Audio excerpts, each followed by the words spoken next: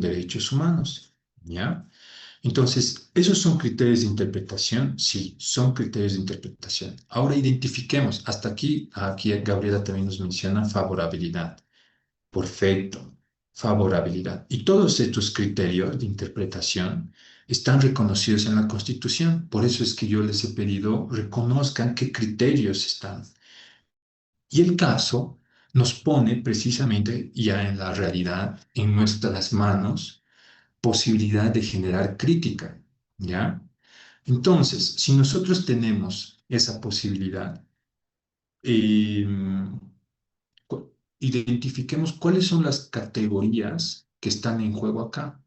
Cuando yo hablo de la voluntad del constituyente, ¿de qué estoy hablando? Detrás de esa figura, de ese término constitucional y de ese criterio de interpretación, y obviamente aquí está muy de la mano, no de la mano, digamos que muy junto a la política, y por eso constitución y política son dos realidades que están constantemente en interrelación.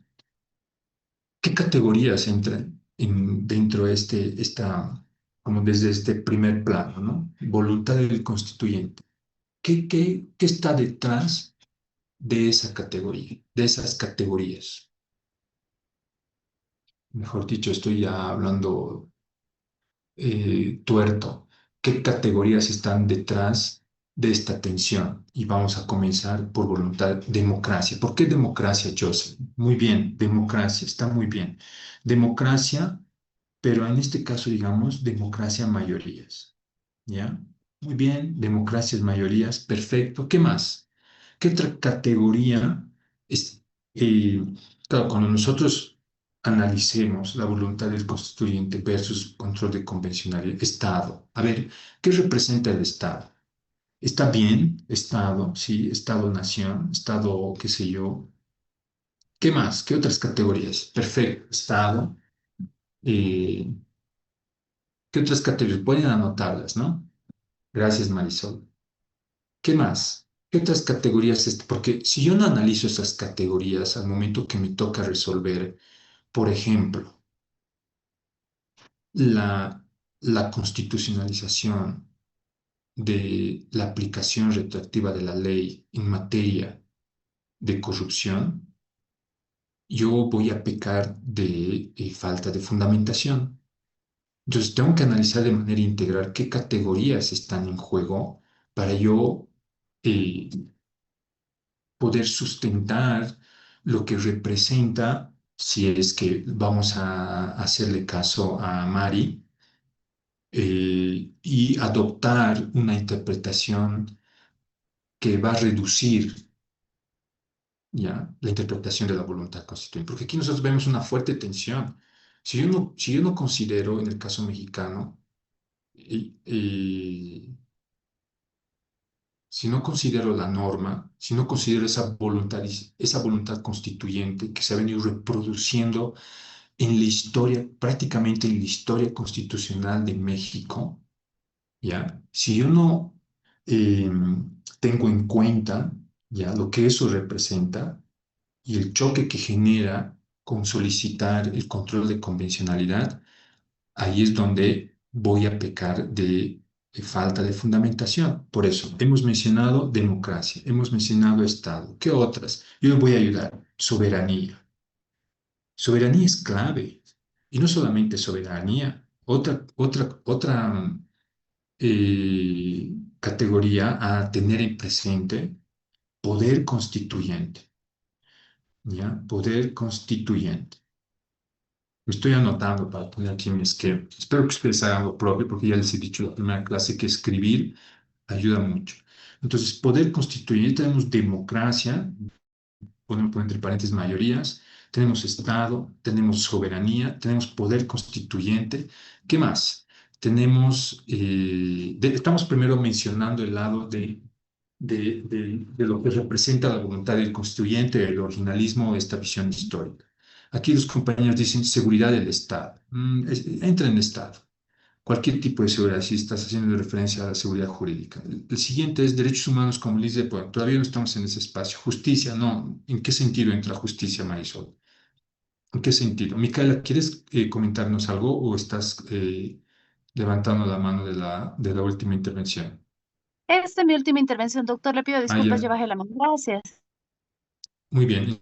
Entonces, nosotros, si nosotros en algún momento decidimos dar, inclinar la balanza por aplicar el criterio de interpretación de voluntad del constituyente, tiene que estar claro que le estamos dando fuerza a la democracia de mayorías, ¿ya? Al Estado como nación, cuerpo, eh, como cuerpo parte del concierto internacional, ¿ya? O sea, es un Estado que puede autogobernarse, ¿no? Tiene autodeterminación, ¿ya? Soberanía, un concepto clásico, significa tener el control de tu producción jurídica, ¿no? Soberanía y poder constituyente.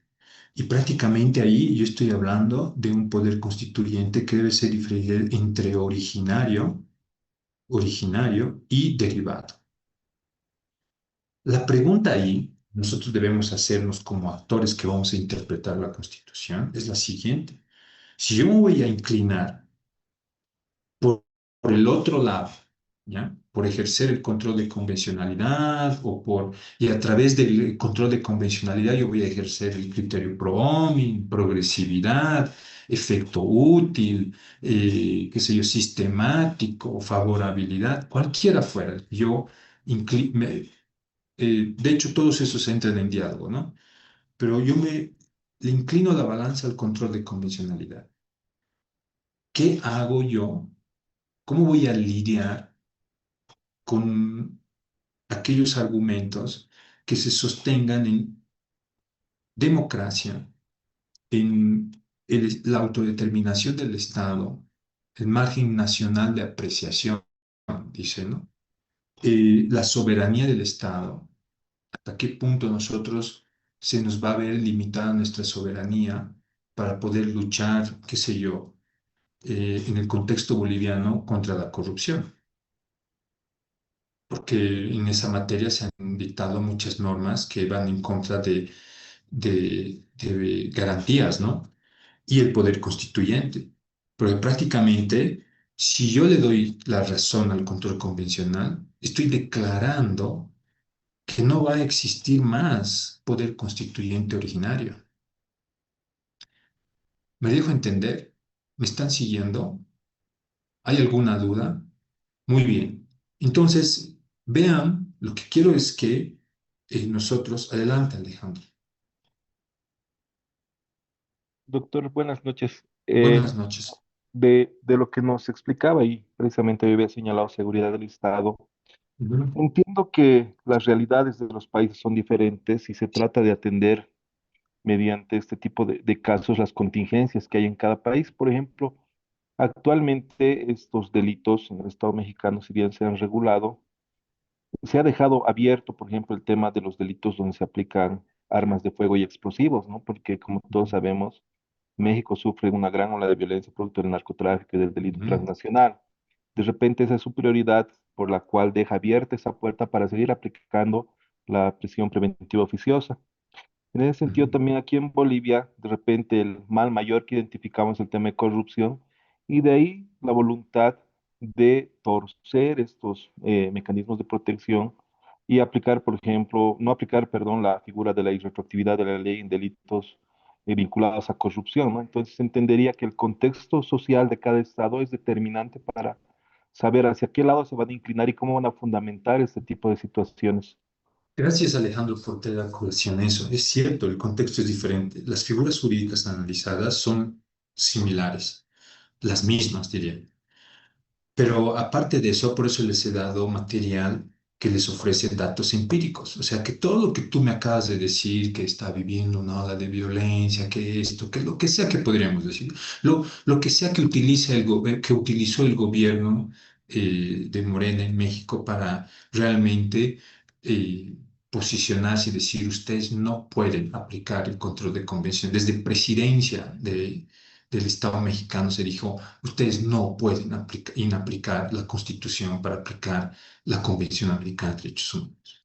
Por eso es que después de eso y otros casos más que le denegaban al presidente, se decide aplicar la elección directa de jueces, una modalidad de reforma desde la posición del gobierno de turno de refrescar el sistema de justicia, democratizar el sistema. Pero eso es otro tema.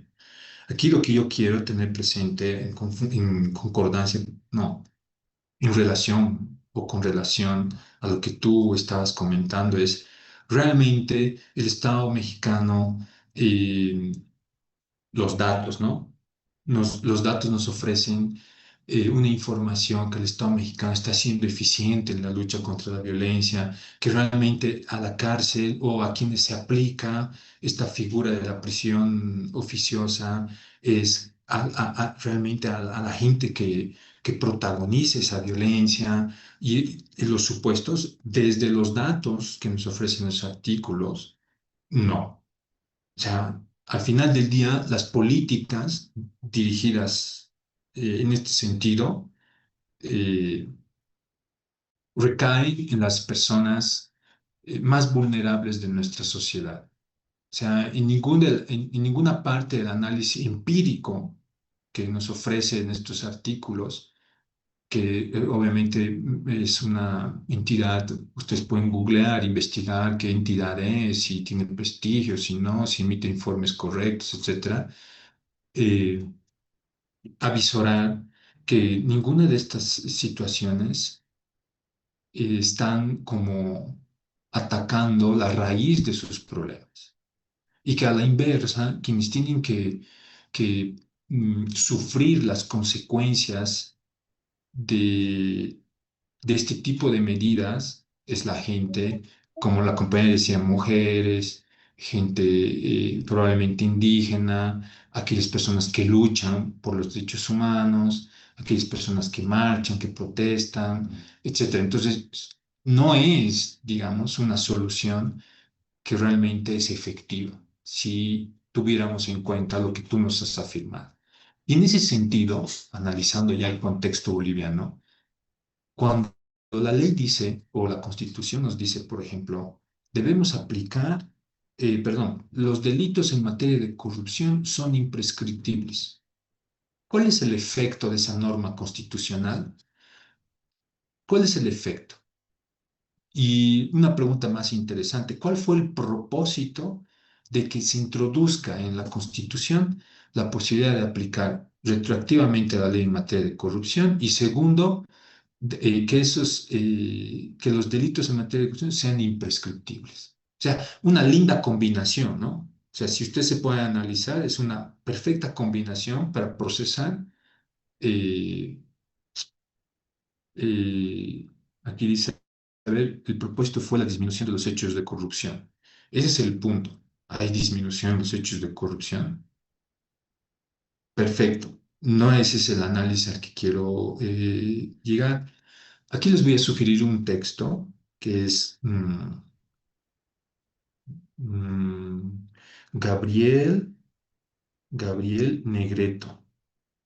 En internet ustedes van a encontrar la introducción. Se llama, el, no recuerdo el título exacto, pero analiza el cambio constitucional, ¿ya? En América Latina. Tiene como casos de estudio Ecuador,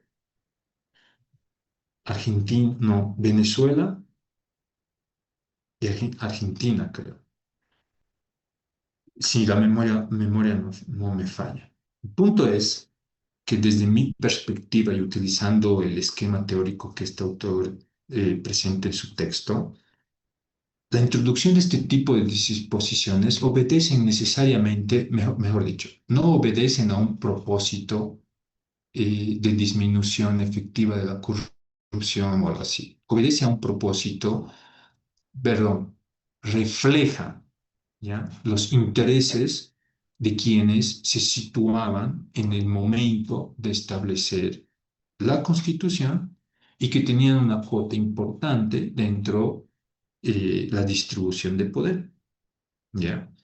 Entonces, una de las explicaciones que ya me estoy adelantando, por la cual, pero entonces, profesor, ¿por qué es que tenemos criterios de interpretación, o sea, tan dispares y que al final del día la realidad, no solamente en Bolivia, en Perú, en México, nos muestra, y aquí en Ecuador, nos muestra que sirven simplemente para adoptar decisiones en función del contexto? Sí, es cierto. Y ese es el punto. Yo introduzco la interpretación literal, la interpretación voluntaria del constituyente, con un propósito claro, de que cuando me tomen una decisión en función de otros criterios que no me convienen, cuya decisión es adversa a mis intereses, entonces yo utilizo como discurso, como parte de armar mi discurso, todo esto de no se está respetando la voluntad del constituyente, no se está respetando la literalidad de la Constitución, etcétera, etcétera, etcétera. Entonces, y una muestra de este factor político, porque ya estoy saltando un análisis político de lo que significan los criterios de interpretación, y al final del día es lo que tenemos que hacer los constitucionalistas, no abandonar ese espacio, ¿ya? Pero tampoco exagerar, ¿ya? Es precisamente que mm, se me ha ido la idea. Por hacer la digresión, se me fue la idea que quería transmitirles. Ya estoy viejo. Entonces, voy a ver si puedo retomar la idea.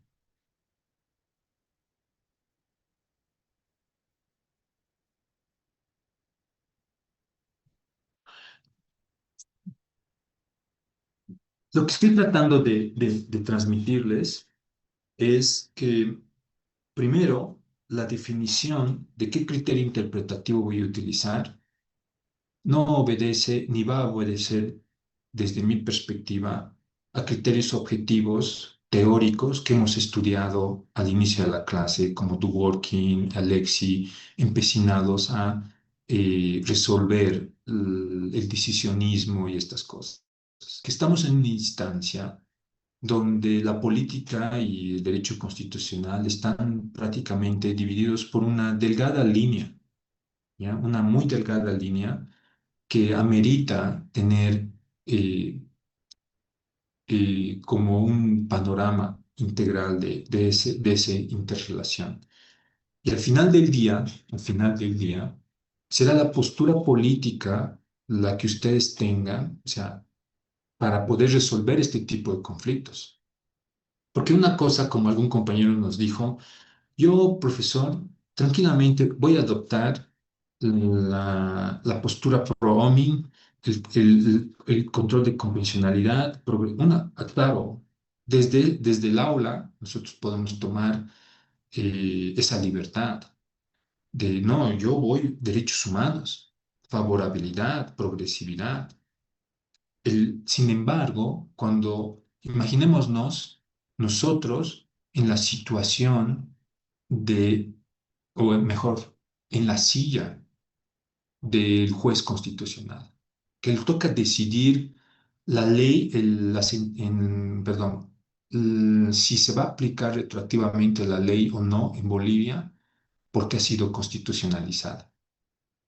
Imaginemos eso. Imaginemos realmente sentir que estás en la silla y que claramente estás en un contexto de poder político unificado, donde el gobierno de turno concentra el poder en la rama ejecutiva y concentra el poder en el legislativo. Y cuando tú te estudias el aparato institucional por los cuales, digamos en este caso, a ver, ¿cómo me pueden sacar los otros poderes o las otras ramas? ¿Cuál es el check and balance en mi constitución? Y yo veo, dos tercios, el Congreso me puede iniciar un juicio político. Entonces, ¿qué voy a hacer? No soy tan libre. No soy tan libre como para decidir en función de Alexis, Dworkin o cualquier otro teórico jurídico. Vean, estoy ya haciendo como una pequeña transición, ¿no? O sea, de lo técnico, de lo jurídico, ¡pum! De repente el profe empezó a hablar de política. Pero es que eso nos compete a nosotros como abogados constitucionalistas, tener un análisis integral. para poder, qué tengo que atacar para realmente decidir por el control de convencionalidad. Y aquí hemos mencionado algunas categorías que son altamente importantes en el discurso político para cualquier político, ¿ya? Democracia, Estado y más, en el contexto en el que se ha realizado el control de la aplicación retroactiva de la ley, estábamos, eh, mejor, las instituciones estaban rodeadas de un discurso donde el Estado no prácticamente, y creo que estoy citando literalmente a, al ex vicepresidente en un congreso, era seminario, congreso, seminario del Tribunal Constitucional, cuando se iba a inaugurar, ¿ya? En vicepresidencia. Y él decía, el Estado no puede perder. Y está escrito, hay un texto, tendría que buscarlo para compartírselos. Entonces, esa frase creo que resume muy bien el contexto en el que estaba el tribunal y todas las instituciones públicas y probablemente aún sigan sumidas en eso. La pregunta es, como abogados constitucionalistas, es, ya, perfecto, detectamos el problema, ¿cómo lo resolvemos? Y es ahí el problema cuando los jueces llegan a instancias y de más en contra del gobierno, y de repente una excusa, juicio político, fuera. Y ya está el mensaje, bien acentuado, y ya los jueces que ingresan están bien conscientes que aquí no pueden hacer lo que desean. Entonces, ¿cómo cuidarnos? Yo sé que estoy haciendo un salto, ojos, es consciente, no es, es parte del movimiento que quiero hacer, ¿ya? Distanciarme de lo dogmático jurídico, porque al final del día, desde mi perspectiva, estudiar esos criterios de interpretación que los constitucionalistas están tan obsesionados, que es importante, porque al final del día somos abogados, somos juristas, vamos a ser jueces. Entonces tenemos que manejar el discurso jurídico. Las ideas jurídicas son importantes. Y una prueba de eso es precisamente forrarnos de argumentos sobre control de convencionalidad para resolver una problemática que es altamente política. Porque si yo le doy la razón al control de convencionalidad, le estoy diciendo a un país, su democracia de mayorías tiene límites. Y eso es grueso. El Estado tiene límites. O sea, en el concierto internacional ya no eres tan soberano como te creías. Y el poder constituyente, recuerdan el contexto del poder constituyente, de la Asamblea Constituyente, se insistía en que era un poder originario, se insistía. Y ahora, en el caso mexicano, si los jueces, he dejado de seguir el caso porque se tardaban tantos meses que ya me aburrió esperar, pero voy a retomar como en qué está, pero hasta donde yo sabía, no lo habían resuelto, se había dejado como en suspenso, y es lo que hacen generalmente, ¿no? Para evitarse problemas. Y además que era parte del contexto, no sabían que se iban a venir elecciones judiciales, entonces los jueces de la Suprema no querían como ganarse problemas ya casi a salida de su puesto, ¿no? Entonces, al contrario, cuando nosotros analizamos el control de convencionalidad, ¿qué categorías están en juego? Y las que ustedes han mencionado, esos criterios de interpretación, progresividad, derechos humanos, favorabilidad, enfoque de derechos humanos, sean como quiera que ustedes lo quieran denominar. El punto es que aquí entra en juego una categoría sumamente importante que va a ser incómoda y que se le aplica, o sea, es triste ver, ¿no? Que el tribunal aplica el control de convencionalidad para justificar la reelección presidencial, pero no aplica el control de convencionalidad para transparentar sus argumentos y decirle a toda una sociedad, miren, vamos a construir una sociedad basada en los derechos humanos. ¿Y por qué? Porque hace muchos años atrás nosotros como sociedad boliviana nos hemos adherido a la Convención Americana de Derechos Humanos y hemos reconocido la competencia de la Corte Interamericana y de la Convención Interamericana. Por tanto, estamos sujetos al mismo tiempo al convenio de Viena que nos involucra aplicar los tratados de buena fe.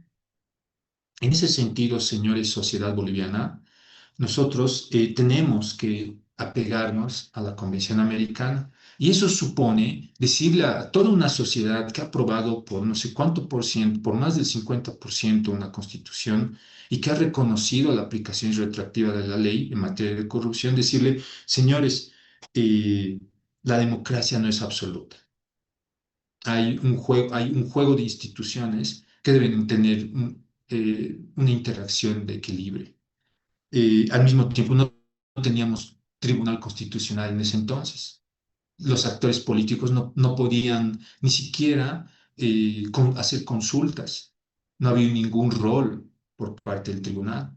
Entonces, coincidencia, no sé, ustedes sacarán sus conclusiones. El punto es que creo que acá, eh, con referencia a la sentencia 770-2012, donde se ejerce el control de constitucionalidad de la retroactividad de la ley, ahí nosotros tenemos una decisión que prácticamente deja en el patio trasero de nuestro ordenamiento jurídico una norma constitucional. Y eso a mí me parece mucho más arbitrario que transparentar la decisión. Entonces, vean, o sea, el caso mexicano para mí era como una forma de analizar el caso boliviano. Miren, allá tienen un problema, tienen que decidir entre si aplicar en ese contexto el originalismo o la Convención Americana y todo lo que esto involucra. Y aquí en Bolivia nosotros, ¿cómo hemos resuelto nuestro problema? Dándole vueltas al asunto. ¿Por qué? Porque es parte, ¿cómo podemos decir?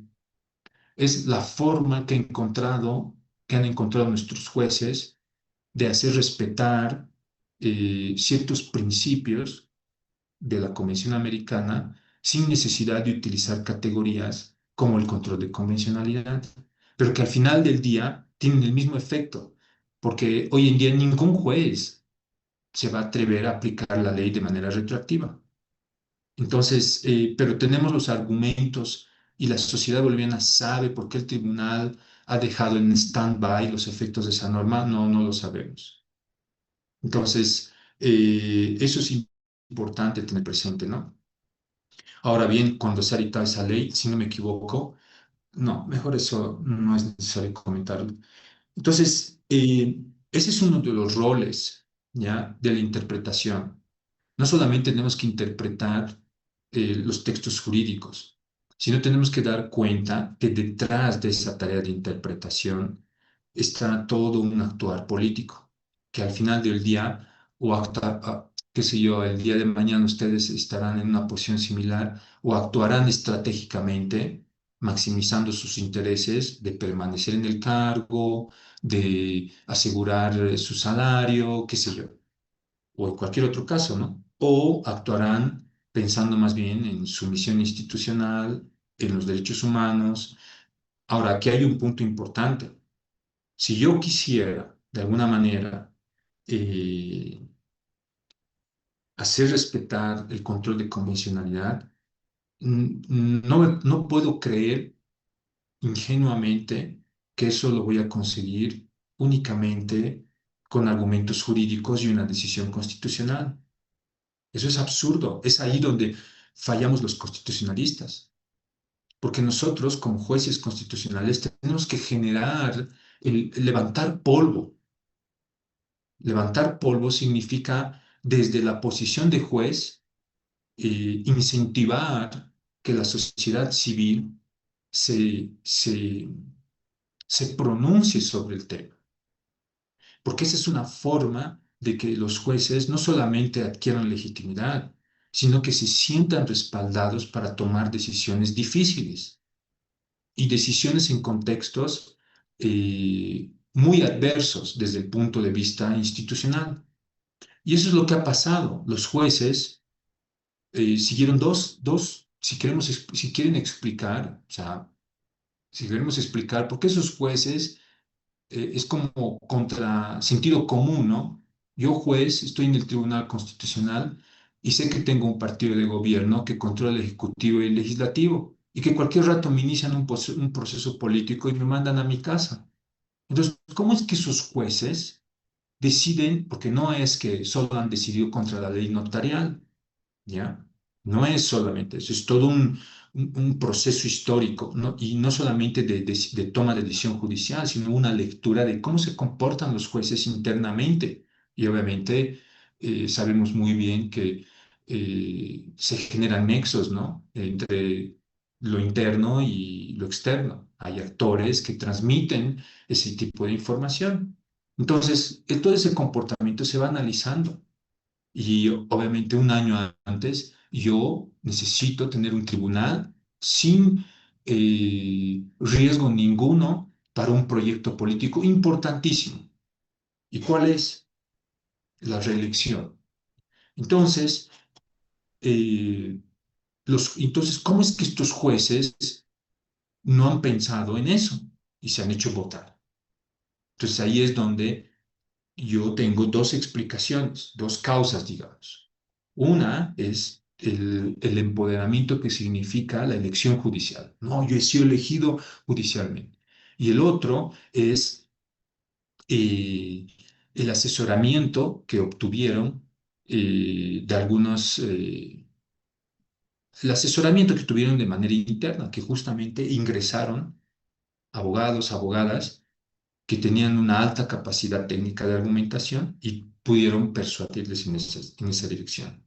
Entonces, ¿fue suficiente eso? No, porque necesitaban un trabajo de difusión en la sociedad para poder, un trabajo de difusión en la sociedad, perdón, permítanme.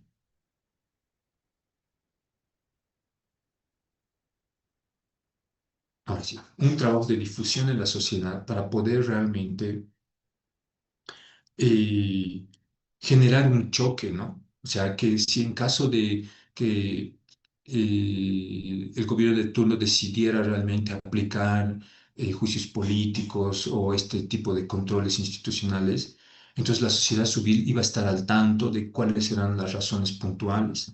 Entonces, ese tipo de litigio que a veces involucra a los jueces, nosotros no lo incluimos. Pedir amicus curiae, visibilizar decisiones que son importantes, publicitar, o sea, y ese fue una de las falencias, por ejemplo, del primer Tribunal Constitucional de los 10 años. Trabajó en mucho, o sea, difundió mucha jurisprudencia, eh, construyó bastantes estándares, eh, consiguió muchas transformaciones desde el punto, principalmente para lo que significa el debido proceso y otras áreas, ¿no? Y también muchos, no diría retrocesos, pero ha quedado rezagado en muchos aspectos. Pero el punto es que nunca ha trabajado de la mano de la sociedad civil. Entonces, cuando yo tengo que realizar una interpretación, yo tengo que mirar mi contexto. Y si no tengo el contexto adecuado para poder decidir, entonces tengo que crear el contexto adecuado para poder decidir. Y aún así voy a tener riesgos. Entonces, esa es una lectura que quería como resaltar a partir de esto que resulta altamente político, ¿ya? ¿Por qué? Porque hemos visto que están en juego categorías como democracia, Estado, soberanía, poder constituyente, originario, etcétera, ¿no? Y otras más que habrán.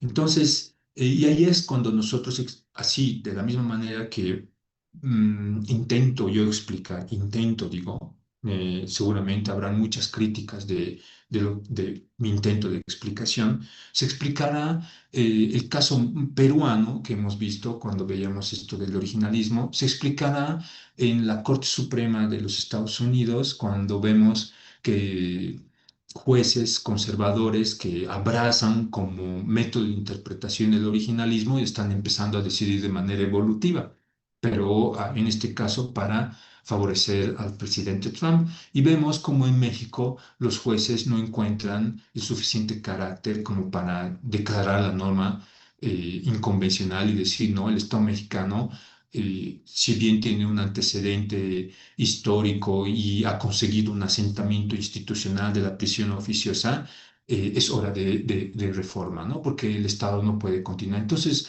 realmente son situaciones muy delicadas que conciernen a la interpretación, porque al final del día la interpretación no es una actividad meramente jurídica. Nosotros podemos y debemos utilizar ese discurso, esas ideas jurídicas, por supuesto, es lo que nos va a servir para poder eh, generar pequeñas transformaciones en la realidad, pero tenemos que hacerlo con estrategia y teniendo presente otro tipo de interpretaciones que, si bien no van a entrar en el proyecto de sentencia, pero tienen que estar presentes a efecto de identificar cuáles son los componentes que yo tengo que reforzar argumentación y a veces la argumentación no basta, entonces necesito yo generar invitaciones, amicus curiae, expónganme qué opinan, difundir a los medios de comunicación si estamos viendo este caso, explicar a la población cuáles son las tensiones, cuáles podrían ser los efectos de una y otra decisión. Y ese tipo de cuestiones están aseguradas por la misma Comisión Americana, la misma Corte Interamericana ha resaltado ya en varios casos, como en los cesados, trabajadores cesados contra Perú, creo que ese es el nombre, o cesados, trabajadores o al inverso, contra Perú, que precisamente ha declarado que las autoridades judiciales tienen libertad de expresión. Entonces, pero vemos a veces un ensimismamiento del Poder Judicial que no desea como entrar en esa interacción, ¿no? Y cuando empieza a tomar decisiones progresistas, activistas o contrarias al gobierno de turno, es cuando, claro, no tiene ningún tipo de soporte. La gente no se indigna, la gente no presenta ningún tipo de inamadversión por causa de que se están destituyendo a jueces, porque precisamente no se ha mostrado como diferentes sentencias realmente han sido importantes para la protección de derechos humanos antes de que se destituyan sus jueces. Entonces, ese es como em, las implicaciones que quería resaltar en esta clase en referencia a un dispositivo que genera tensión, ¿no? O a dos dispositivos entre la interpretación voluntaria del constituyente y la del control convencional. Y de alguna manera intentar como generar este quiebre. O sea, yo sé y estoy consciente y les pido disculpas que estoy dando pasos de gigantes, pero me encantaría como tener una maestría donde 3 meses se lleva una asignatura y en 3 meses podemos generar detalles, pero obviamente si yo propusiese en el mercado boliviano una maestría de esa naturaleza, nadie la cogería, porque ahora estamos acostumbrados a tomar maestrías donde yo veo una materia en 2 semanas, en 3 semanas y me gradúo en el mismo tiempo que aquellas personas que se dedican a tiempo completo.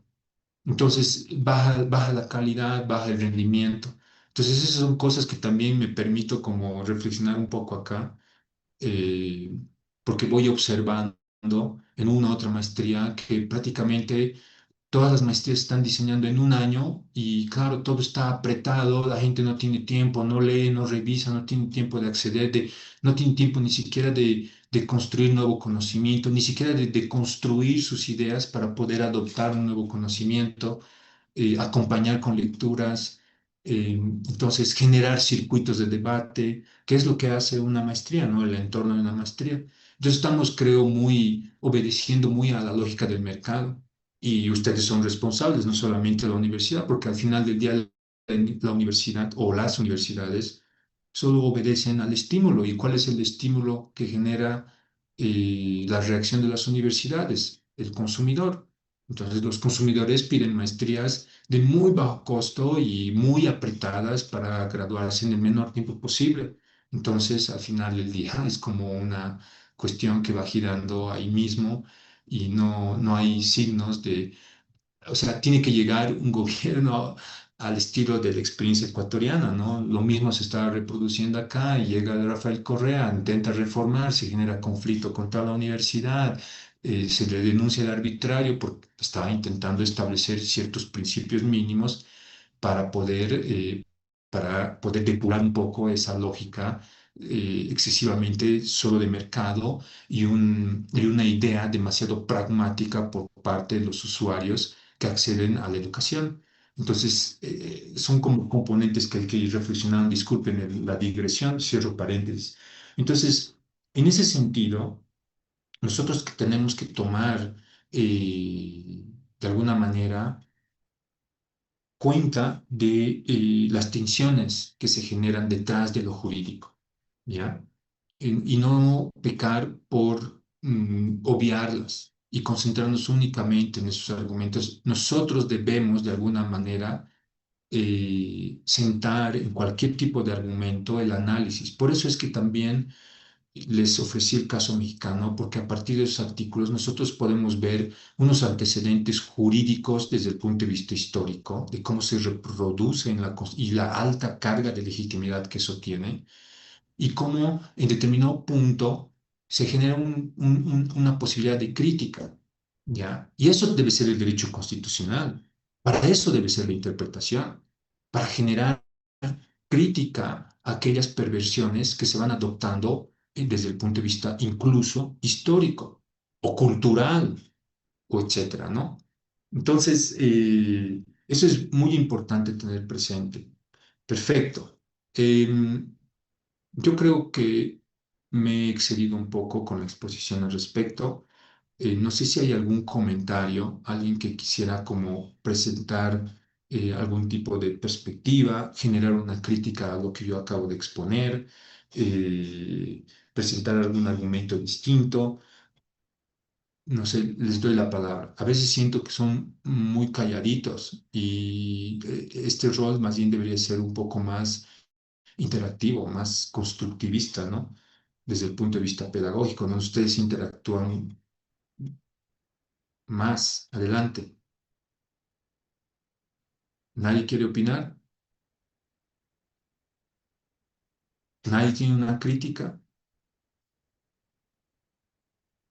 ¿Alguna observación? ¿Alguna pregunta? No creo que todo esté claro.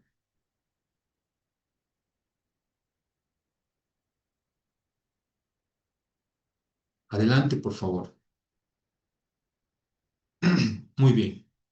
Entonces, ya que no quieren conversar, yo les invito a leer la sentencia 770, esta de la ley de la aplicación retroactiva de la ley, para que ustedes puedan verificar cómo los argumentos, solo lean la parte de la justificación con relación a la ley, a la aplicación retroactiva de la ley penal en materia de corrupción.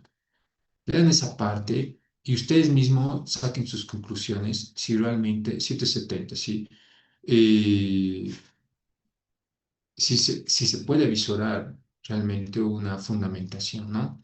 ¿Y cuáles son las implicaciones? No, no está en el sistema. Ahora la veo, ¿ya? Alejandro, adelante, mientras voy buscando como aquí la sentencia. Doctor, nuevamente buenas noches. De todo lo que nos Bueno, transmite, al final de cuentas, haciendo sumas y restas, eh, ante una determinada situación, entonces sí sería cierto, digamos, de manera coloquial lo que resume, ¿no? Siempre va a haber 10 abogados que digan blanco y 10 abogados que digan negro, y los 20 tienen la razón. Ese sería más o menos el enfoque sobre las interpretaciones, porque estamos viendo, por ejemplo, que en determinados casos de México, de Bolivia, siempre hay fundamento para fundamentar algo que aparentemente estuviera en contra de la norma, ¿no? Pero que sí resulta legal. Alejandro, me parece súper interesante la pregunta que tú acabas de formular o lo que acabas de plantear y te agradezco mucho. No es por ahí, no es por ahí porque de alguna manera nosotros tenemos que buscar como abogados constitucionales, el hecho de que yo deba tener presente todo lo que les he comentado, no significa que nosotros nos vamos a convertir en actores políticos, ¿ya? Nosotros debemos continuar con las ideas jurídicas en cualquier decisión judicial. El punto es que cuando nos toquen temas tan sensibles como este, como el decirle a todo un país, sabe que su norma constitucional es inconvencional, nos toca de alguna manera observar el panorama, ¿ya? Mirar que realmente tenemos las condiciones para pronunciarnos en ese sentido. Y si no las tenemos, hay que crear esas condiciones, porque yo sí considero que de alguna manera debemos perseguir un sentido de verdad, ¿no? Y ese sentido de verdad está en la misma Constitución, en reconocer que esa Constitución responde a un proceso histórico, que esa Constitución de alguna manera está tratando de eh, eliminar ciertas estructuras de discriminación, de desigualdades, tiene aspiraciones. O sea, al final del día una constitución siempre refleja una realidad a futuro utópica, que nunca vamos a alcanzarla, pero que debe servirnos como instrumento para poder constantemente ir batallando todas esas tensiones que genera el campo político, porque el campo político es el que más problemas nos va a traer, porque fácil es tomar una decisión en referencia a un proceso y que suponga un detalle mínimo, ¿no? Las tensiones verdaderas están en casos como estos y estas tensiones son las que de alguna manera definen, aunque hay algunas cortes que toman un rol muy estratégico y dicen, no, los casos políticamente relevantes los vamos a dejar a un ladito. Pero para mí es imposible, porque todo está interconectado. Y los casos cotidianos de la gente los vamos a resolver de manera progresista. Entonces uno ve esta contradicción en el plano macro y en el plano micro, ¿no? Ahora, desde mi punto de vista, y el caso boliviano es un ejemplo, eh, la perspectiva que se adopta en los casos políticamente relevantes influye en la resolución de casos a nivel de ciudadanos. ¿Por qué? Porque el juez que está pensando estratégicamente en el ámbito más amplio, la política, no va a querer dejar sentado precedentes en la solución de problemas ciudadanos porque se le va a tachar de contradictorio o cosas semejantes. Entonces, por eso es que tenemos, si uno estudia las decisiones del tribunal, bueno, por lo menos en el periodo que yo me dedico a estudiarla, y eso ha sido hace bastante tiempo, ¿no? Al tribunal actual, uno ve esa regresividad en esas acciones que le toca al ciudadano. Rara vez ve como una progresividad realmente que va a cambiar las estructuras de nuestra sociedad. Porque una cosa es como resolver para que esa sentencia, sí, vaya, para que los jueces vayan al seminario en Argentina, en México, y digan, sí, miren, en Bolivia vamos a sacar estas sentencias. Eso es como las sentencias para mostrar la cara bonita, digamos. Pero si yo analizo sistemáticamente las decisiones, qué sé yo, los amparos, los habeas corpus, vamos a ver que más bien son una pila de decisiones que lo que hacen es aquilosar nuestras instituciones penales y procesales, etcétera, en desmedro de justicia para el ciudadano. ¿Ya? Entonces, o sea, si bien lo que yo he expuesto podría dar a entender lo que tú muy bien has detectado, o sea, al final del día es la cosa tan ambivalente que cualquiera podría decir, como, no, es que es una posición personal. Mi postura personal es buscar un sentido de aplicar la Constitución a la realidad, porque al final del día yo interpreto que Constitución no es un conjunto de normas, sino es el instrumento para liberar al oprimido. Esa es mi lectura de lo constitucional. Y yo voy a buscar y me profundizo a leer lo político, lo sociológico, incluso lo económico, para poder darle cabida a esa perspectiva que yo tengo de la realidad y en este caso de la Constitución. Y cada uno de ustedes tiene que hacer lo propio.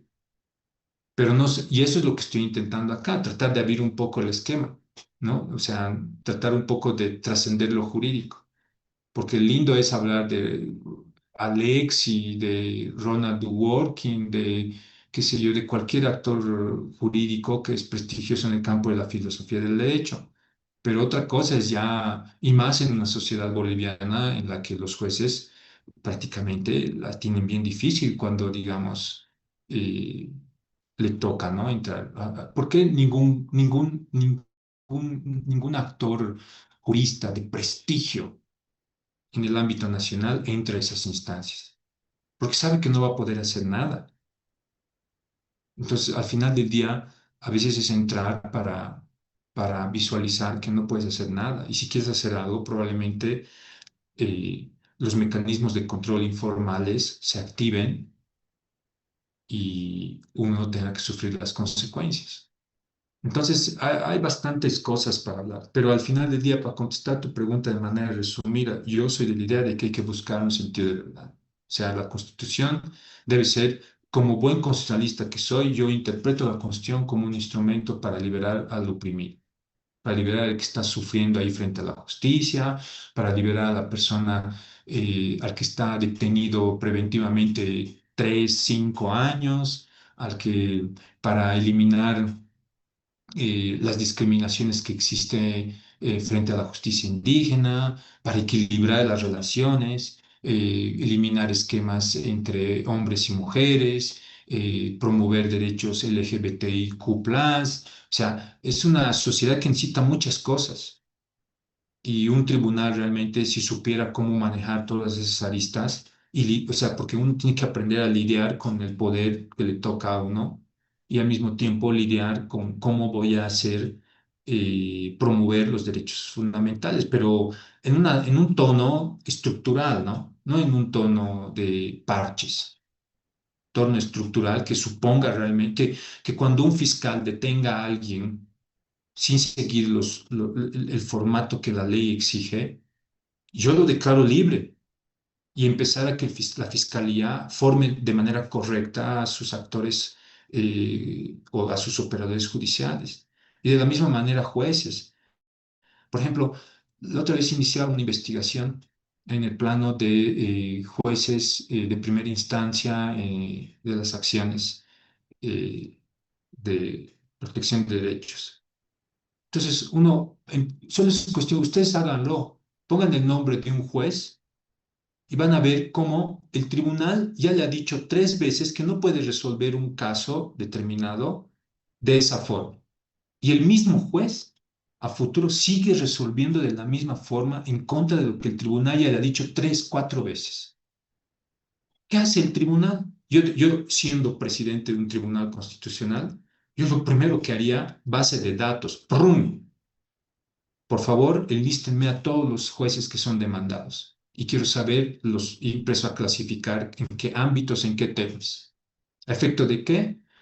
Me viene un caso, juez X, y salta una linterna. ¡Pum! Y este juez, el mismo tema, ya 5 veces que el tribunal le viene diciendo que no puede resolver de esa forma. Y sigue resolviendo de esa forma. Entonces, esas también son cuestiones, por eso que uno tiene que ir como analizándolas. Que si tiene relación con la interpretación, por supuesto, tiene totalmente relación de interpretación. Al final del día, la interpretación es la punta de lanza hoy en día del derecho, porque claro, estamos con lo constitucional, todo es sujeto a interpretación, desde los hechos de un caso hasta la norma, las normas involucradas, el contexto es sujeto a interpretación, todo está sujeto a interpretación. El ser humano, de hecho, es ser humano y nos diferenciamos de los animales porque tenemos la capacidad de generar modelos. Entonces, puedo generar un modelo de cuáles van a ser los efectos, las implicaciones, interpretar todo eso y tomar una decisión. Los perritos no pueden hacer eso, entonces por eso están desde el punto de vista cognitivo inferiores. No son inferiores como seres vivos, pero sí desde el punto de vista cognitivo. Nosotros sí podemos generar esos modelos.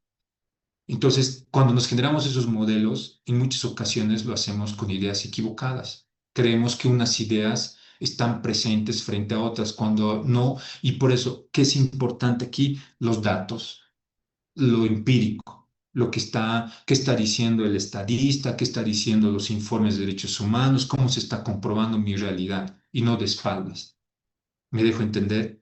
Entonces, yo creo que aquí podemos quedar. He hablado muchísimo el día de hoy. Voy a tratar de organizar la clase del día de mañana para que ustedes puedan como realizar alguna actividad o si no, tratar de avanzar, ¿no?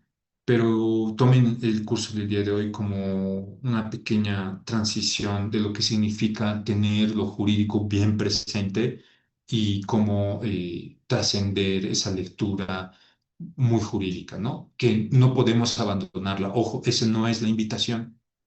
Eso quiero que quede resaltado, remarcado, subrayado, con globito al lado amarillo. O sea, eso no es lo que estoy diciendo.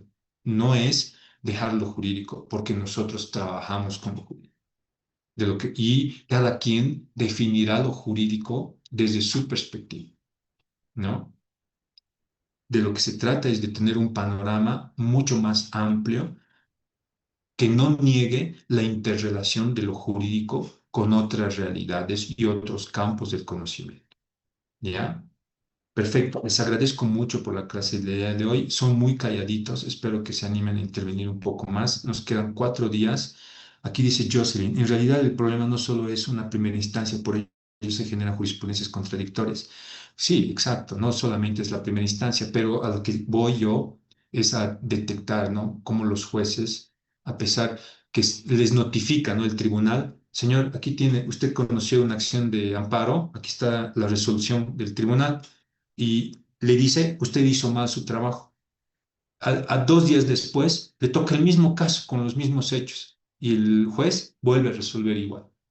No sigue el precedente que le hace un notificado. Ni siquiera le estoy pidiendo que busque jurisprudencia. No sigue el precedente. Y el tribunal controla eso, no controla. Controla que protege su precedente vinculante, no protege. Vean ustedes, desde el punto de vista jurídico, nos gastamos tintas, litros de tintas en decir qué es el precedente vinculante, tanto en las sentencias como doctrinalmente. Vayan a ver a los magistrados hablar en los congresos. ¿Qué precedente vinculante? ¿Qué precedente vinculante? Precedente vinculante. Trabajan para que exista en la realidad precedente vinculante.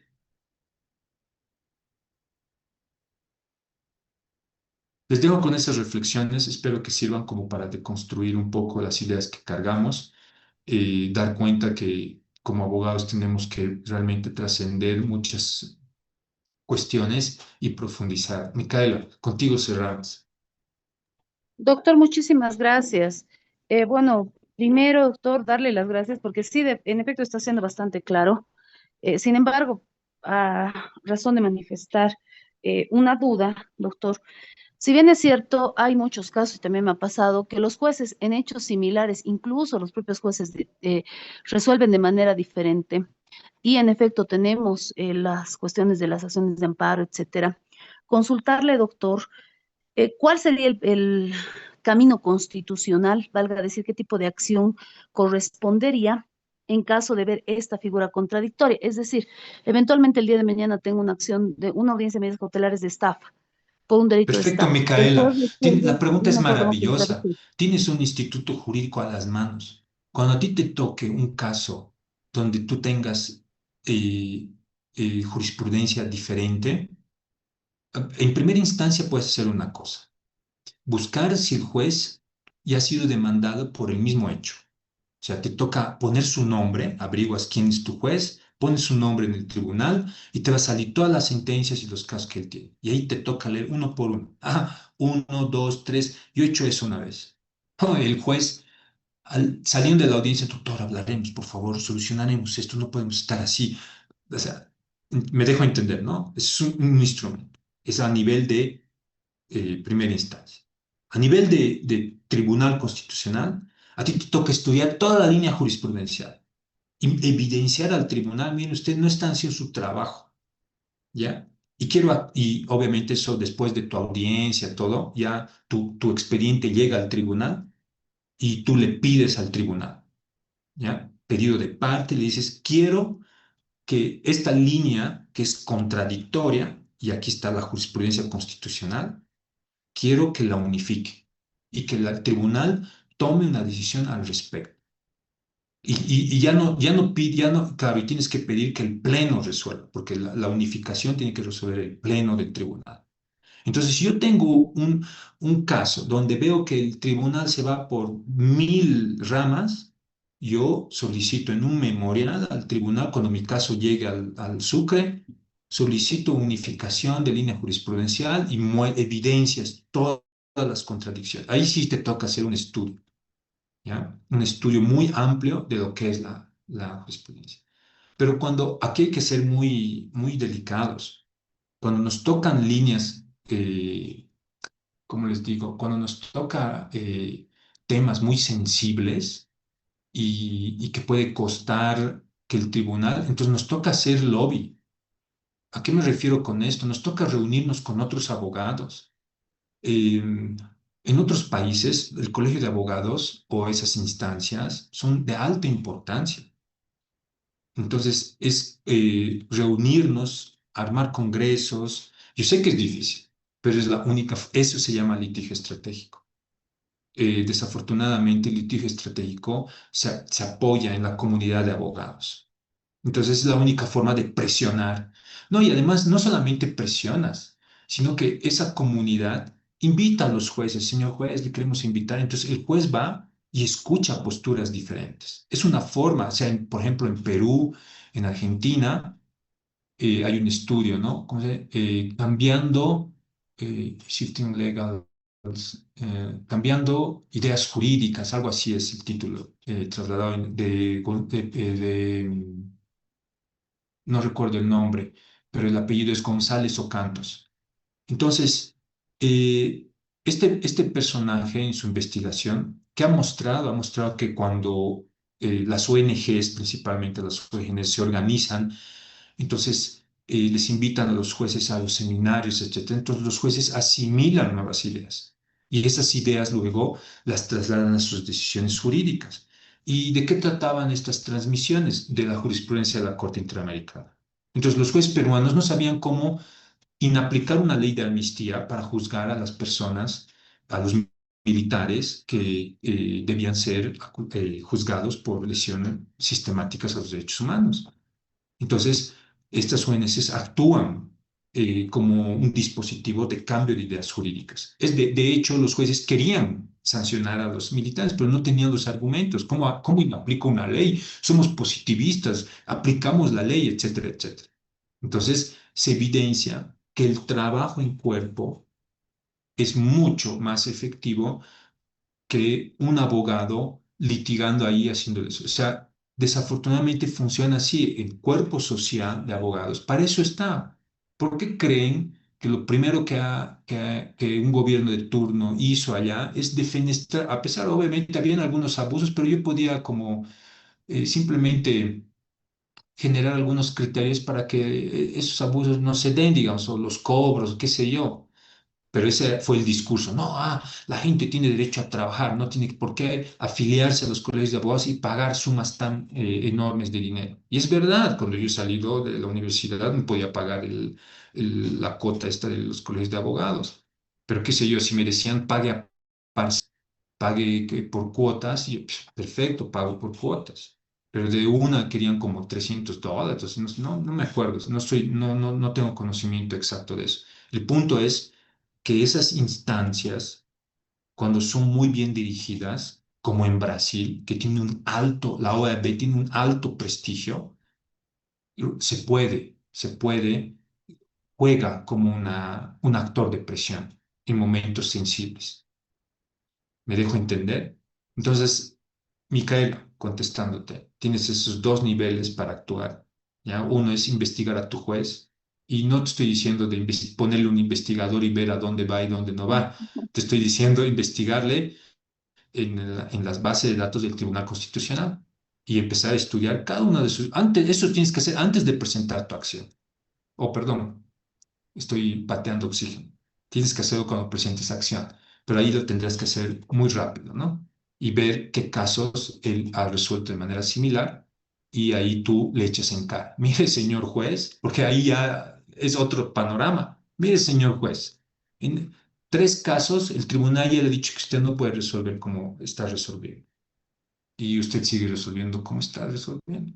¿Qué hacemos? Entonces el juez se va a poner. Y en la instancia del tribunal tienes la figura de la unificación. Nosotros, como operadores jurídicos, podemos solicitar al Tribunal Constitucional. De hecho, los abogados no utilizan eso y a mí me sorprende. No lo utilizan. O sea, no le empujan al tribunal a que se reúna en el pleno y resuelva una problemática jurídica concreta cuya jurisprudencia es totalmente, abiertamente contradictoria. Entonces ahí tienes dos instancias, Micaela, ¿sí? Y la tercera que puede sonar irreal, lejos de nuestras manos, pero el litigio estratégico comienza con la organización de los actores. Cuando nos organizamos en abogados, vamos a seminarios, y obviamente eso también depende de quién lidera ese tipo de instancias, porque el que lidera ese tipo de instancias tiene que hacerlo lo suficientemente interesante para que la gente como tenga incentivos de acudir a esos lugares. A ver, Marisol, no existe control o revisión del soberano al trabajo de los magistrados mismo que han sido. Es que ustedes tienen que hacer el control. Fácil es decir, ay, no, es que no, nadie controla. No, pues que ustedes, nosotros como abogados, somos los que hacemos el control. Y un ejemplo es precisamente pedir la unificación. Miren, ustedes están resolviendo malísimo, malísimo. Entonces, ahora les toca poner orden en esta jurisprudencia contradictoria. Y claro, y le avisan a otros abogados, señor juez, me adhiero a la petición de fulanito, y viene una ONG y me adhiero a esta, y otra sociedad civil y me adhiero a esta, y así sucesivamente. Entonces el tribunal, epa, ¿qué está pasando aquí? Entonces, no sé si logro transmitir la idea. Espero que sí. Bueno, señores, eh, la clase llegó hasta acá, llegó a su fin. Eh, a ver si mañana tenemos una clase más activa para que yo no gaste mi saliva, porque yo trato de economizar saliva y ustedes, pero me la limpian, ¿ya? Estamos atentos, Eh, doctor. Les agradezco mucho, ¿sí? Nos vemos el día de mañana. Voy a terminar de lo que dijo Marisol. Eso es lo que pasó casi en México, ya que la norma estaba plasmada debido por sus derechos de libertad. Sin embargo, los jueces de México no cumplieron los mismos que trae consigo el Procedimiento Internacional contra el Estado. Perfecto. Entonces, les agradezco mucho, ¿ya? El, Mañana nos vemos. Doctor, una consulta. Dime, ¿Tenemos claro. alguna actividad para No, realizar? hoy día no tiene ninguna actividad. Yo les sugeriría que lean la sentencia 770, les va a tomar como 15 minutos leer la parte donde justifica ¿Qué, qué sentencias, doctor, el 770, qué setecientos gestión setenta 2012, de 770 2012? del 2012, exacto, esa es. ¿Qué sala espera, doctor? Ay, ahí sí me pelas. Ya, te toca investigar, Micael. Pero Ya, doctor, es disculpe. que te van a salir cuatro sentencias, entonces ahí tú puedes ver. Creo que una de las partes es Manfred Reyes Villa, si no me equivoco. Perfecto, Mm, doctor. perfecto, muy bien. Les agradezco mucho. Entonces, mañana estamos en contacto. ¿Les molestaría mañana comenzar una hora antes? Digo, solo por mañana. Y de ahí ya seguimos con normalidad. Y Mari, puedes responderme con toda sinceridad si te complica. No hay ningún problema. Está bien, Doc, no hay problema. ¿Seguro? Entonces podemos comenzar mañana una hora antes. Lo que pasa es que tengo eh, como cita médica que me están como haciendo un tratamiento, entonces ese es el motivo. Sí. Adelante, Gabriela. Doctor, tal vez se puede considerar al principio de clase, ¿no? Para los que se nos dificulta un poquito por motivos laborales hasta llegar al domicilio, todo se puede considerar ese tema. Sí, no hay problema. Si les complica demasiado, comenzamos a la hora que debemos comenzar. No hay ningún problema. No, como le digo, Doc, yo voy a tratar de, o sea, a veces se presentan, ¿no? Situaciones en el trabajo, entonces nos indican algo, pero yo voy Ujú. a tratar de conectarme por celular y no voy a Ya, poder, digamos, estar con perfecto. cámara. No sé, Pero no te complica, o sea, lo puedes resolver. sí, voy a estar conectada por el celular, Ya, perfecto. sin ¿Hay alguien cámara. que se complica? ¿Hay alguien que se complica? ¿Nadie? Muy bien, entonces podemos comenzar una hora antes. Fresco. Perfecto, Iván. Muchas gracias, Iván. Les agradezco mucho. Está bien. Pero si les complica, díganmelo ahora. ¿Nadie? Muy bien. Les agradezco mucho. Nos vemos mañana, ¿sí? Hasta luego. Nos vemos mañana. Hasta luego. Tengan buena noche.